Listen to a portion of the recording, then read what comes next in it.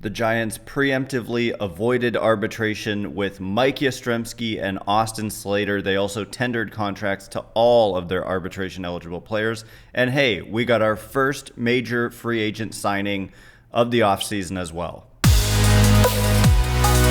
You are Locked On Giants, your daily San Francisco Giants podcast. Part of the Locked On Podcast Network, your team every day.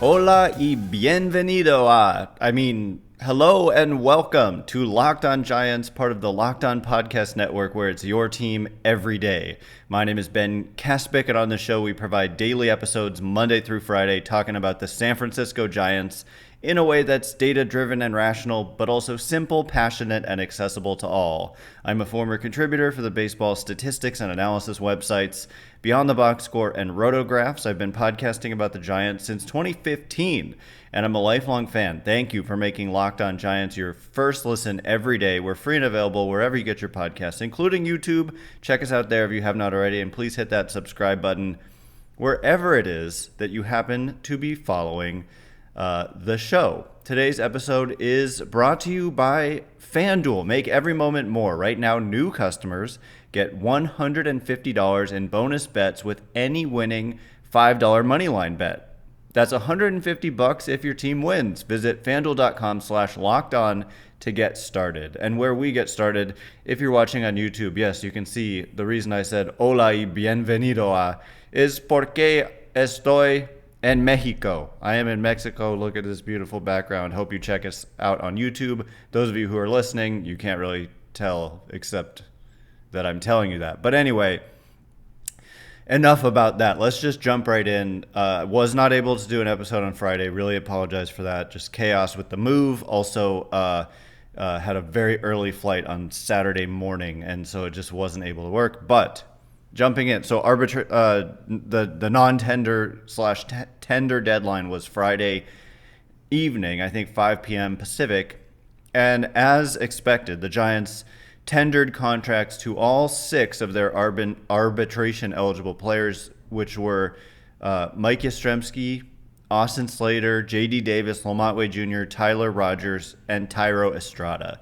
And so there's really no surprise there, and I explain this every year, and it's always a bit, it's complicated to explain, or like I don't feel like it's easy to explain, but it's actually really simple. Basically, these players, you just, like, as a team, have the choice, like, do I want to bring them back or do I not? And the way the decision works is essentially their salaries are going to be kind of precedent-based, and you get like 3 arbitration years. Some players get 4, depending on service time. Like Thairo Estrada is entering right now his 2nd year of arbitration eligibility, but he's got 2 more. So he's a guy who got 4. I think Mike Yastrzemski also got 4. But basically, there was the usual, like this happened last year as well, the usual moaning and groaning about, like, because the Giants avoided arbitration with 2 players, Yastrzemski and Slater. So the other 4, J.D. Davis, Thairo Estrada, LaMonte Jr., Tyler Rogers, those players have not agreed to salaries, but by tendering a contract to them, the Giants simply said, no, you're not going to just be released into free agency. We're going to keep you, and eventually we're going to settle on a contract, even if it means we have to go to an arbitration hearing and some neutral party is going to determine your salary. But the Giants didn't want to release into free agency J.D. Davis, Thairo Estrada, Tyler Rogers, or LaMonte Jr., particularly when you look at their estimated salaries. And MLB Trade Rumors is really good at making estimates for what the salaries will be. And we're talking for J.D. Davis, the estimate is $6.8 million for 2024. For Thairo Estrada, just $4.8 million. For LaMonte Jr., $3.3 million, and Tyler Rogers, $3.2 million. And so these are all very modest numbers. And that's the thing, is that's kind of how arbitration works, is that, and again, the further you get into your arbitration years, i.e. the closer you get to free agency, the more your salary goes up. It gets closer and closer to market value, kind of culminating in becoming a free agent when, of course, then you are theoretically getting market value in free agency. So, but arbitration hearings are messy because the team goes in there and look, this doesn't happen until late, like January and February for hearings and stuff. And so we just kind of put it on the back burner for Davis and Wade and Rogers and Estrada. Eventually they'll agree to terms, but they did agree to terms already with Yaz and Slater. And for Yastrzemski, he's entering his penultimate arbitration season, meaning he's under team control for 2 more seasons, 24 and 25. And they settled on a contract for $7.9 million for 1 year. And again, next year at this time, they'll have the choice if his projected salary is like too high. You know, it'll, like I said, it goes up every year. So at $7.9 million this year, maybe around $9 million next year. If at that point they determine that's too high, say he has a really down year or something, then they just non-tender him. So it's nice to have that flexibility as a team. And with Austin Slater, they agreed to a $4 million contract, with this being his final year of arbitration eligibility. And so Austin Slater is slated to become a free agent at the end of the 2024 season. So his final arbitration salary at just $4 million. It's a bargain for these two. And that's why when there's like the same thing happened last year where people are like, it's too much for Mike Yastrzemski. That money should be allocated elsewhere. But first of all, it's just below market. There's just kind of no doubt that it's a below. That's how arbitration works generally, and it's true for these two players who agreed to these terms. It's a below market deal for $7.9 million. I'll spare you the way I got to this, but it's on Twitter. I wrote about this. That buys you about 1.2 FanGraphs wins above replacement. $7.9 million for 1 year. And for Yaz, he's consistently around 2 or a little bit higher. This year it was like 1.8, but he missed a lot of time. And actually, on a per plate appearance basis, this year, 2023, was his best year of the last 3. And so it's a bargain. You need complementary players. You're not like just cutting them loose. You would have to pay more to get the same production. So it's just a slam dunk decision on Yaz, and certainly Slater as well. I know Slater gets some haters, but he's really good at what he does, which is hit left-handed pitching. And Yaz, if you just look at like each of the last 4 years, he's really struggled against left-handed pitching, and so that forms a platoon. Like you're basically getting like one really good player when you combine these two players for a total of about $12 million. So $12 million for really good production, if you platoon them, is good. And so no surprises there that all of these players were tendered contracts. No surprise that they agreed to terms with a couple of them already to avoid arbitration. The Giants did non-tender 3 players. So that means players who are on the 40-man got cut loose and are now technically free agents, and that was Jose Cruz, Thomas Zapucki, and Cole Waits. Cole Waits, remember, the first draftee by this new regime to make his major league debut, and he and Zapucki had injuries this year, and I wouldn't be surprised if they try to bring him back, but maybe they just wanted to get him off the 40-man roster because they were taking up spots, and they're going to need to add some players this offseason, and you need to clear some spots. So anyway, coming up in just a minute, I want to discuss the first major free agent signing of the offseason. It wasn't by the Giants, yet it has implications for the Giants. So I want to get into what those implications are momentarily. And before we do, today's episode is brought to you by our extremely good friends over at FanDuel. You can score early this NFL season with FanDuel, America's numero uno, number 1 sportsbook. Right now, new customers get $150 in bonus bets with any winning $5 moneyline bet. That's $150 if your team wins. If you've been looking about or thinking about joining FanDuel, there is no better time to get in on the action. It doesn't even have to be your team, to be quite honest. Like, you can just see who's the most heavily favored team. Place a $5 bet, and if that team wins, when you go to FanDuel.com/lockedon and place that bet, you get $150 in bonus bets. It's just amazing. And by the way, the app is extremely easy to use, as you would expect from the number one sports book in America. There's a wide range of betting options, including spreads, player props, over-unders, and so much more. So again, visit FanDuel.com/lockedon and kick off the NFL season. FanDuel, official partner of the NFL. Okay, as promised, we are going to get into the first major free agent signing of the offseason and why I think it has significance for the San Francisco Giants, who I think are in that market. Thanks again for making Locked On Giants your first listen every day. Everydayers, tomorrow on the show, we are going to be breaking down the latest news and notes coming out with the Giants. I feel like things are going to heat up as we get closer to the winter meetings, which are now, less than 2 weeks away? Yeah, in about 2 weeks, the winter meetings are in full swing. So I kind of can't wait. So any kind of rumors, I feel like the Giants are going to be heavily involved.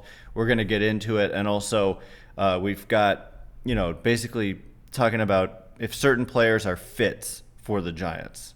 I want to get more into that at their predicted contracts as well. So anyway, this first big deal of the offseason is a player returning to his former team. I mean, he never left. He became a free agent. It's Aaron Nola going back to the Phillies. And the reason I'm like, my immediate takeaway, I should say, is that Aaron Nola did well for himself here. And the reason being, he's going to turn 31 in June. And he got himself a 7-year contract. So that will take him through his age 37 season. And this is a guy who already has, 1,500-ish innings under his belt. Career, very good pitcher. This year wasn't so good. He had a 4.46 ERA.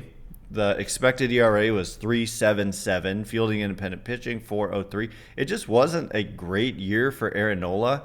And nevertheless, I should really tell you more than just the number of years. It was 7 years, $172 million. And so when we do 172 divided by 7, that comes out to 24.57 million per year. So $24.6 million per year, which is a reasonable average annual value for a pitcher of Aaron Nola's caliber.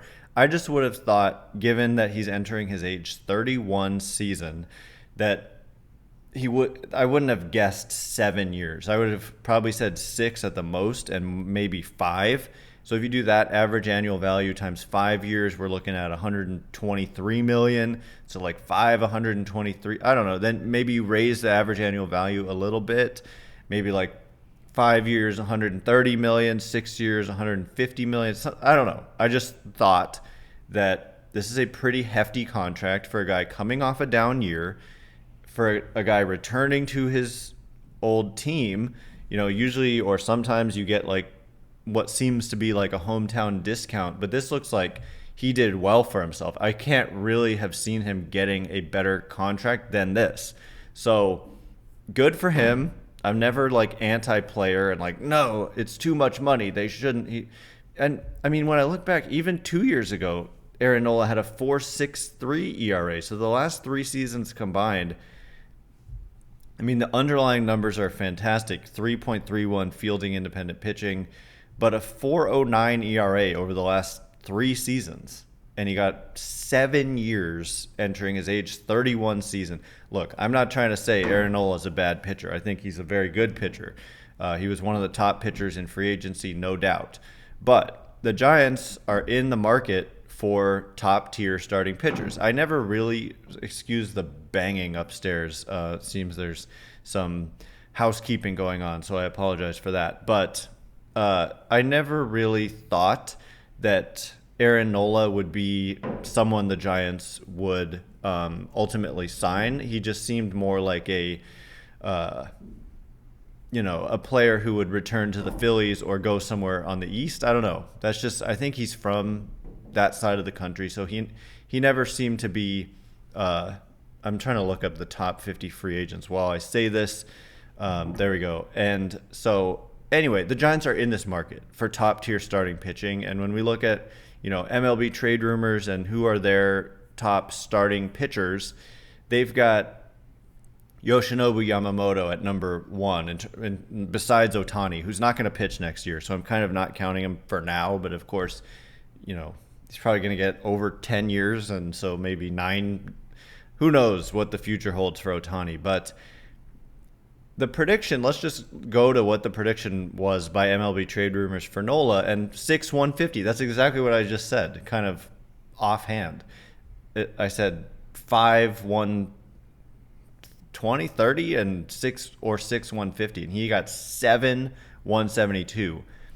But they have 2 pitchers ahead of Aaron Nola, not counting Ohtani, in Yoshinobu Yamamoto, who we're going to talk about in a bit, with a prediction of 9 years, $225 million. They've also got Blake Snell getting 7 years, $200 million. And so $200 million divided by 7 years for Snell would be $28.6 million over 7 years. Wow. But the strength of this class is starting pitching. So we've also got Jordan Montgomery, who I think they overshoot the mark here with a prediction of 6 years, $150 million. Then the next best pitcher, starting pitcher, Sonny Gray. I feel like this is kind of a wheelhouse for the Giants.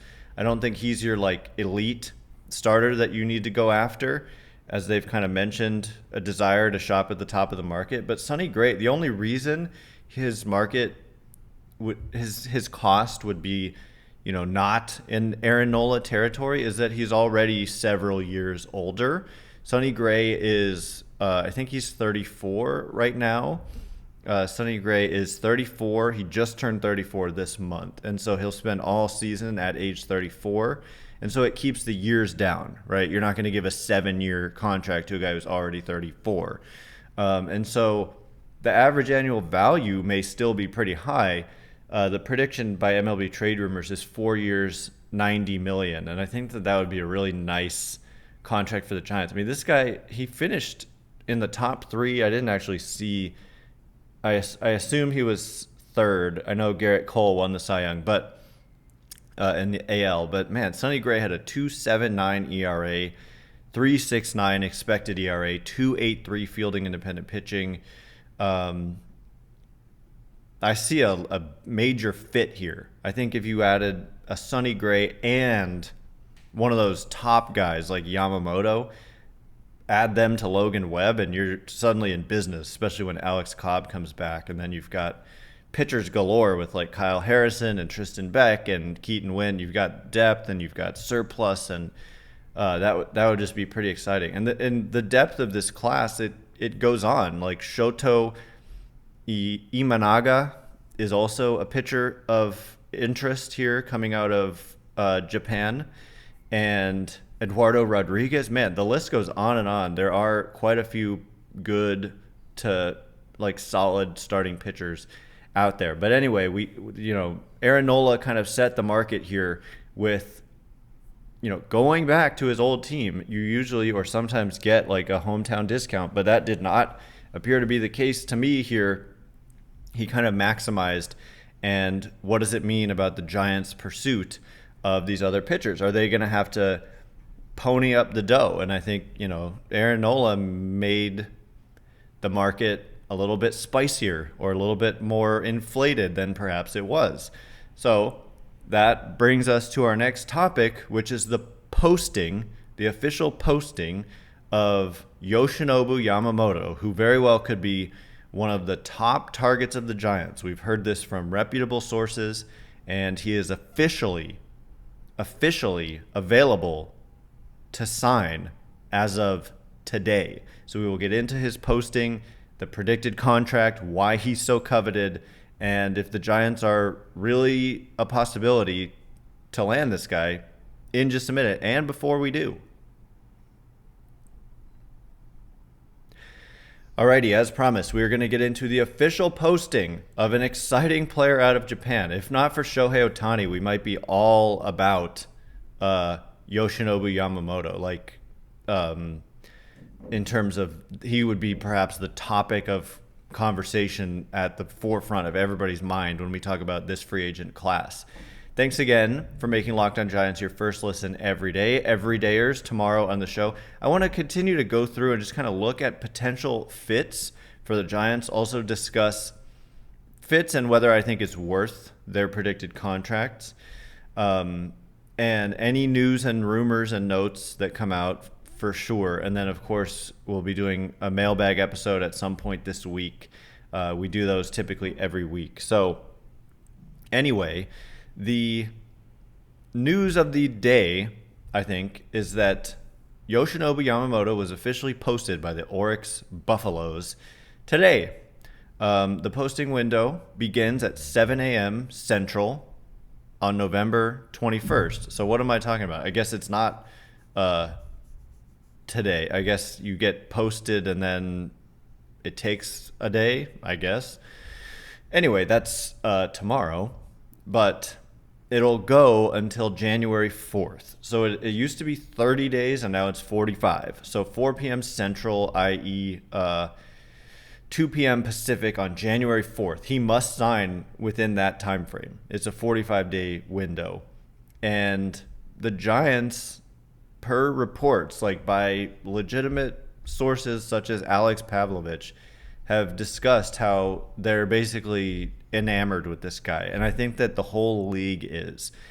One of the main reasons is that not only is he excellent, but he's 25 years old. So MLB Trade Rumors predicts, like I said, a 9-year, $225 million contract. Now, this is where I say, if Aaron Nola is 31 and he got a 7-year deal, look, I get it. There's maybe more risk associated with a player who doesn't have a major league track record like Yamamoto. But if a 31-year-old is getting 7 years, is a 25-year-old only going to get 9? Or did Aaron Nola make this like Yamamoto's going to get 12, 13 years for a starting pitcher? Can you imagine? I don't know. And that's kind of why I mentioned Aaron Nola getting 7 years surprised me. So $225 million over 9 years comes out to $25 million a year. I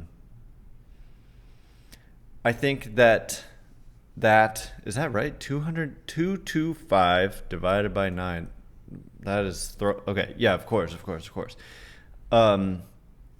So look, this guy has been dominant in Japan. Like, he's put together in 7 seasons a 1.82 ERA in the second best league in the world.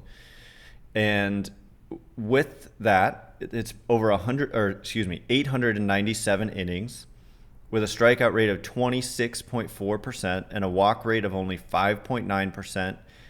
And a home run rate of 1. I don't usually look at home run rates as percentages. Usually we'd look at like home runs per 9, but 1.03. Pretty sure that's a very low home run rate, like per 9 innings. I don't normally look at it in these terms, but basically 1 out of 100 batters faced hits a homer, which is low. So eye-popping across the board. One thing he has going against him, and this like particularly touches the heart of Giants fans, I think, is that he's not very big. He's like 5'10", but he seems to be like solidly built. But it makes me immediately think about Tim Lincecum, right? And I remember like when I was younger, like arguing with a friend about Tim Lincecum's size, and this friend was concerned that due to his size, he was going to break down physically. and he wouldn't be able to keep up what he was doing. And that's exactly what ended up happening, is that he did have a short career. I don't know if it was because of his size per se, but I mean, he was not only not tall, but he was also like skinny and like scrawny and somehow throwing like upper 90s. And so he was the freak for a reason. But Yamamoto, he doesn't, I've heard comps.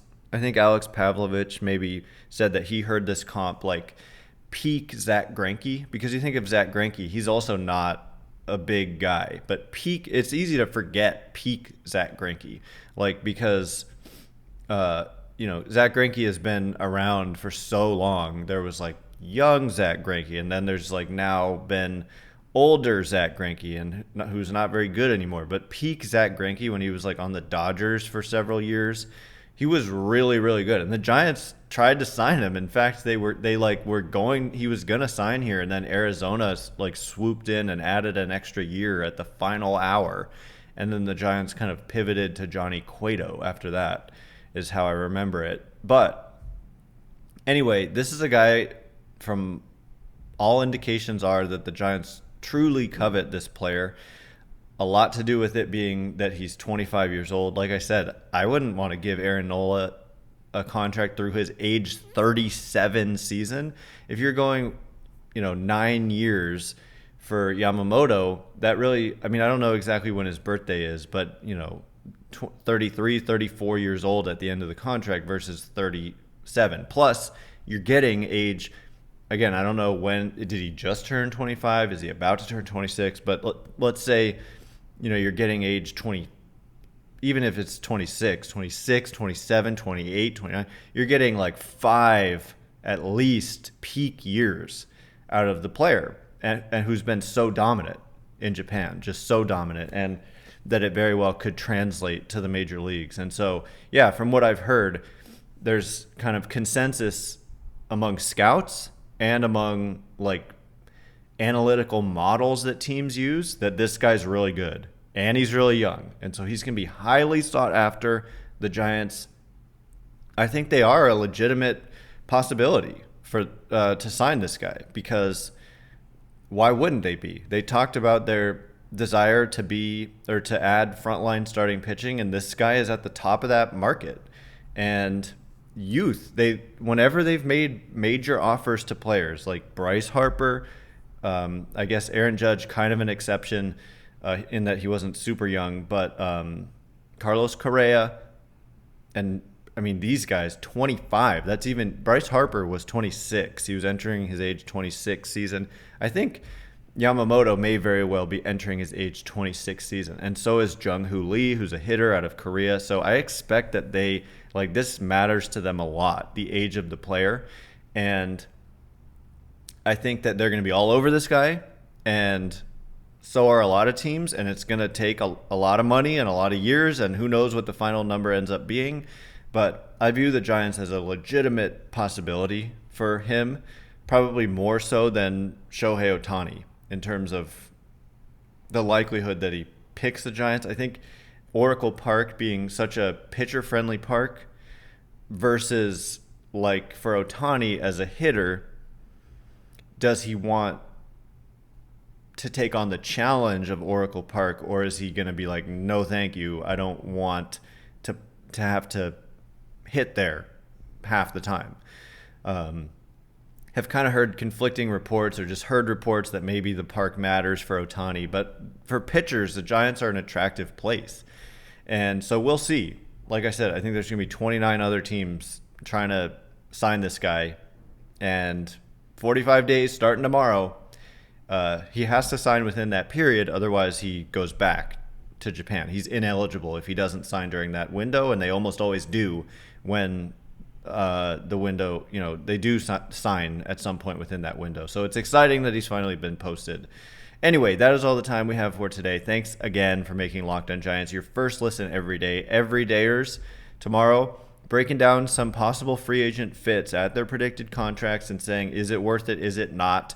Also, the latest rumors and reports And look out on Twitter for a mailbag prompt at some point this week, possibly today as well. Once again, my name is Ben Kaspick. Check me out on Twitter at Ben Kaspick, Kaspick. If you like this show, please consider rating it or leaving a review. It helps me out so much. So thank you in advance, and thank you to everyone who's done so already. I cannot wait to be with you again tomorrow. Thanks again for listening today. You are now Locked On Giants.